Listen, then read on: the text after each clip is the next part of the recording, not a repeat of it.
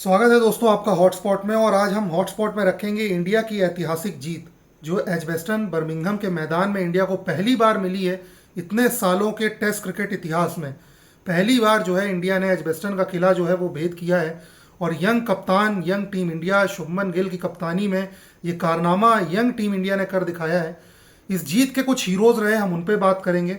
और इस जीत को हासिल करने के लिए पिछले मैच के कंपैरिजन में जहां इंडिया को हार मिली थी उसमें इंडिया ने क्या इंप्रूवमेंट करी इस मैच में, उस पर भी हम बात करेंगे। तो पहले मैं बात करता हूं इंडिया की इम्प्रूवमेंट की एज कंपेयर टू पिछले मैच में, जहां पे सबसे बड़ा रीज़न जो है इंडिया की हार का रहा वो रहा फील्डिंग। पहले मैच में इंडिया ने 9 कैचेस ड्रॉप किए और कहीं ना कहीं बॉलिंग अच्छी हुई, बैटिंग अच्छी हुई। हाँ, वो अलग बात है बुमराह को सपोर्ट नहीं मिला दूसरे बॉलरों से, फिर भी इंडिया ने इतने रन बनाए, एक लीड लेकर के दूसरी इनिंग में बढ़ी आगे। और वहां दूसरी इनिंग में भी उन्होंने 370 रन बनाए। बट पहली इनिंग में जहां पे इंडिया की लीड सिर्फ 6 रन की थी वहां पे इंडिया की लीड करीब करीब 100-125 रन की हो सकती थी अगर इंडिया ने अपने चांसेस पकड़े होते। बहरहाल वो कैचेस जो स्लिप कैचिंग इंडिया की खराब रही पहले मैच में उसको इंप्रूव करके आए इस मैच में। और इस मैच में इंडिया ने जो अपने चांसेस हैं उसको ग्रैब किए और ड्रॉप कैचेस का परसेंटेज बहुत ही कम रहा, मिनिमम कर दिया इंडिया ने, 1-2 कैचेस शायद छूटे। दूसरा जो सबसे बड़ा रीजन था पिछले मैच में इंडिया का हार का वो था इंडिया का बैटिंग कोलैप्स। इंडिया का मिडिल ऑर्डर या लोअर मिडिल ऑर्डर जो है उसने दोनों इनिंग में, एक में 41 पे 7, एक में 31 पे 6, ऐसे करके इंडिया ने अपने 6 सेकेंड इनिंग में 7-6 विकेट और पहले इनिंग में 7 विकेट खोए आखिरी के। जहां पे इंडिया करीब करीब पहली इनिंग में 100-125 रन और ऐड कर सकता था अपने टोटल में। और दूसरी इनिंग में इंडिया जो टारगेट दे रहा था इंग्लैंड को उसमें भी कहीं ना कहीं 70-80 या 100 रन ऐड कर सकता था लास्ट के 6 विकेट में। वो गलती जो इंडिया ने पहले टेस्ट मैच में करी थी वो यहाँ पे हमें सुधार के रूप में दिखी। और इंडिया का जो लोअर मिडिल ऑर्डर या मिडिल ऑर्डर है उसने इंडिया की नैया जो है वो पार लगाई, क्योंकि पहली इनिंग में इंडिया 200 पे 5 हो गया था और वहां पे शुभमन गिल एक छोर पे खड़े हुए थे कप्तान, बट जडेजा, वॉशिंगटन सुंदर, इन्होंने जो साझेदारी करी शुभमन गिल के साथ वो कहीं ना कहीं मैच डिफाइनिंग साबित हुई। तीसरा जो एक इम्प्रूव्ड एरिया लगा इंडिया के इस जीत में वो लगा मोहम्मद सिराज की बॉलिंग। पिछले मैच में जसप्रीत बुमराह अकेले क्यों पड़ गए थे, क्योंकि मोहम्मद सिराज और प्रसिद्ध कृष्णा जो उनके दूसरे और तीसरे पेसर थे उनके विकेट्स नहीं आए। मोहम्मद सिराज ने बॉलिंग अच्छी करी बट वो अनलकी रहे, उनको विकेट्स नहीं मिले।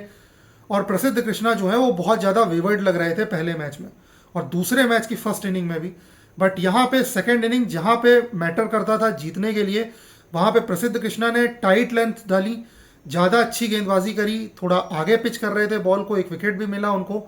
बट मोहम्मद सिराज जो उनको लीडर ऑफ द पैक बनाया गया इस मैच में बुमराह की एब्सेंस में, उस रोल को और उस जिम्मेदारी को उन्होंने समझते हुए पहली इनिंग में 6 विकेट निकाले, क्रूशियल 6 विकेट निकाले, जहां पे इंडिया की जो बड़ी लीड मिली इंडिया को उसकी फाउंडेशन जो है उन्होंने सिराज ने रखी।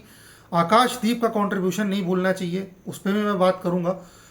अब मैं आता हूं इंडिया की जीत के हीरोज के बारे में बात करने के लिए, जो इंडिया की इस ऐतिहासिक जीत के हीरोज रहे। पहला नाम है शुभमन गिल, कप्तान, लीडिंग फ्रॉम द फ्रंट, और कहीं ना कहीं जो उन्होंने बोला वो करके दिखाया।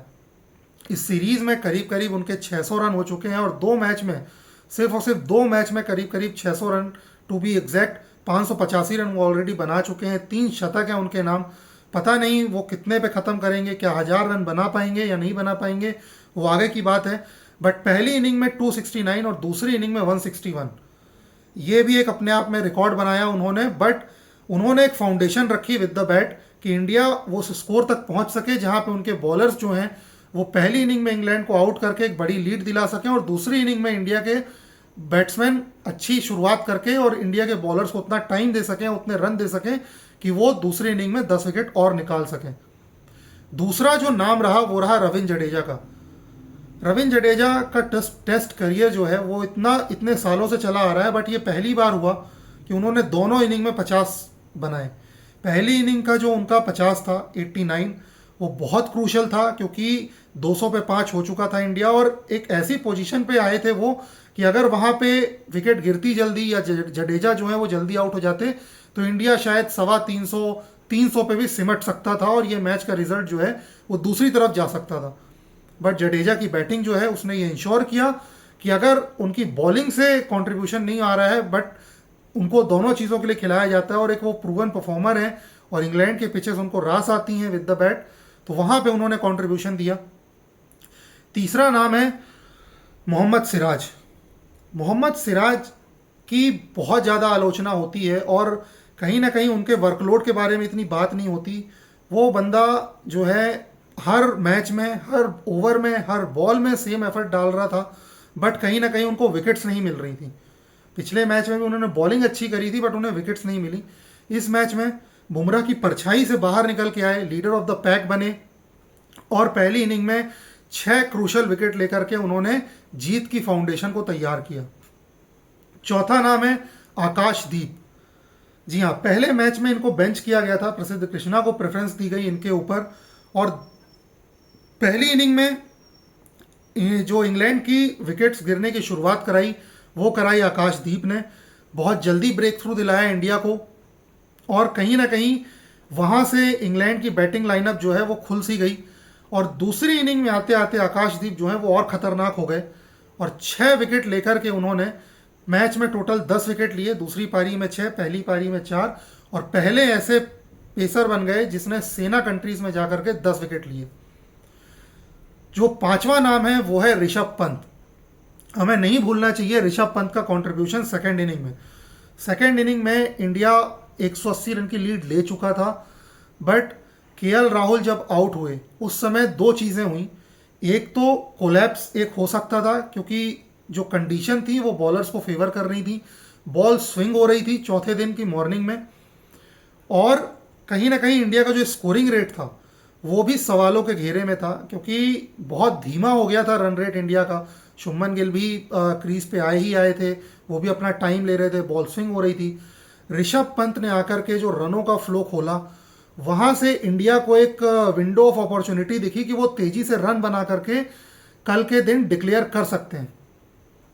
तो ऋषभ पंत का कंट्रीब्यूशन रहा इस मैच में और 5 जो मेन हीरोज थे इस जीत के, और भी नाम रहे। यशस्वी जायसवाल ने अपना कंट्रीब्यूशन दिया, केएल राहुल ने 50 बनाए, रविंद्र जडेजा ने बॉलिंग अच्छी करी, प्रसिद्ध कृष्णा भी सेकंड इनिंग में टाइट बॉलिंग करी उन्होंने, वॉशिंगटन सुंदर ने भी 1 विकेट लेकर के दिया।